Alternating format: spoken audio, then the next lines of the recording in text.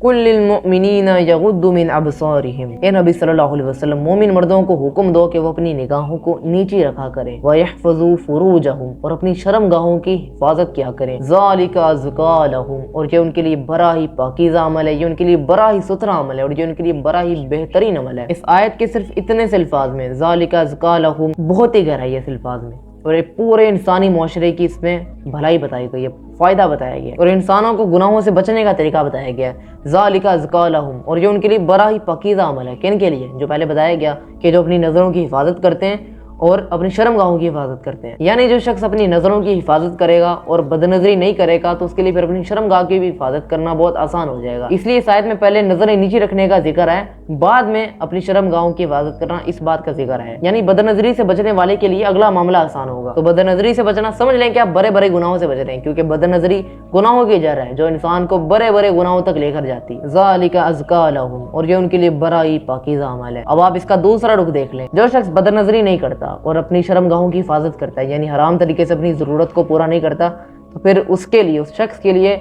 निकाह के बाद की ज़िंदगी में ये चीज़ बड़े ही फ़ायदेमंद है। और जो इन चीज़ों से बचता है, निकाह के बाद ये चीज़ें बड़ी पॉजिटिव असरात डालती हैं उसकी ज़िंदगी में। क्योंकि उस मर्द ने नज़रें उठा कर गैर महरमों को नहीं देखा होगा, तो जब वो शादी करेगा तो उसको फिर अपनी ही बीवी पसंद आएगी। सेम ये औरत के लिए भी है। तो बदनज़री से बचें और अपनी शर्मगाहों की हिफाजत करें, और यकीन जानो और अपने दिमाग में ये बिठा लो कि अल्लाह के हुक्मों को मानने में हमारा अपना ही फ़ायदा है।